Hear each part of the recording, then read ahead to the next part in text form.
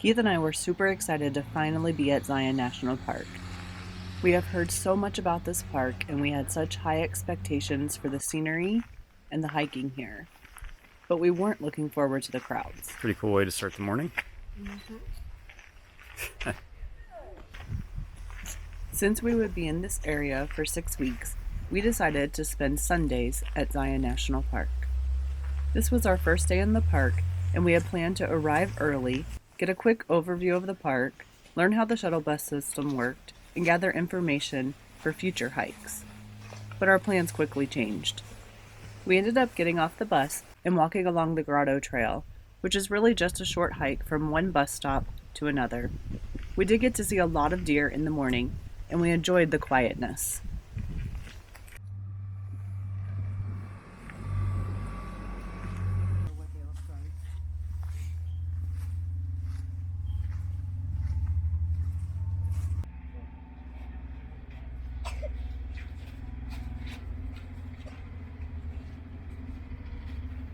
Next, we rode the bus to the Riverside Walk trail.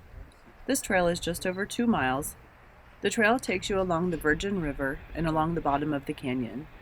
The trail is paved, and although it's sandy at some times, it is wheelchair accessible, and we did see someone in a wheelchair near the end of the hike. The hike is long enough that it takes a little bit of time, but it's not too strenuous for the majority of people and ages to enjoy. I feel like he's looking at my ankles like, yummy, yummy. Yep. Can't believe they're not afraid at all.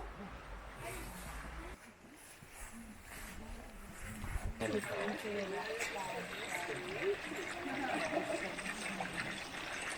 you feeling, Gabby?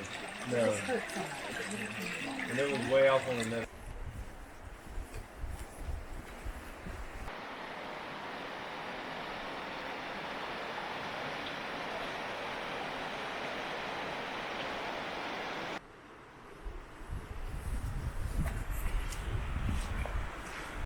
Oh, look at that. Yeah. Yeah, I'll definitely have to make some pit stops on the way back. When you reach the furthest most point of the Riverside Walk, you are actually at the beginning of the Narrows hike. It was fun to get a preview of this hike, to see the depth of the water and the water temperature. This gave us a better idea for our future hike.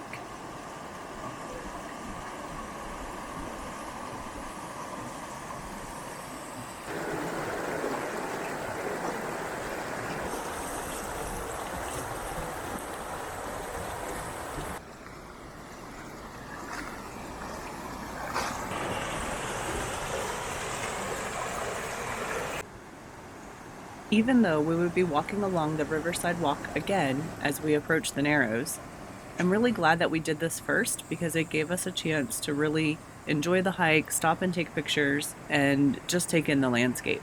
By this time we were getting hungry. We didn't want to leave the park, so we rode the bus back to the Zion Lodge.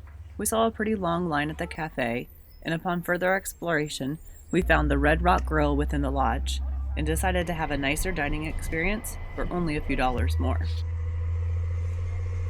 We were refueled and getting through the park more quickly than we thought, so we stopped at the museum to watch a movie about the park and then decided to hike the Watchman Trail.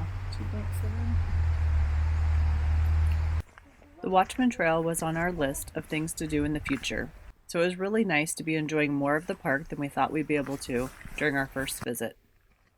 According to the park guide, the Watchman Trail is a 3.3-mile trail and is rated moderate. It has an elevation change of 368 feet. There is a short loop at the end, which made our hike slightly longer. My watch recorded about 4.5 miles total. This was a breathtaking way to be introduced to Zion National Park.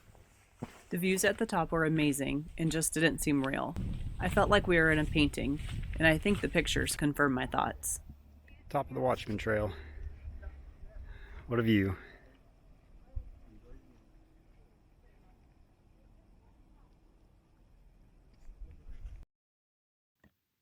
I had read that this was a great hike to start out with at Zion National Park. We couldn't agree more.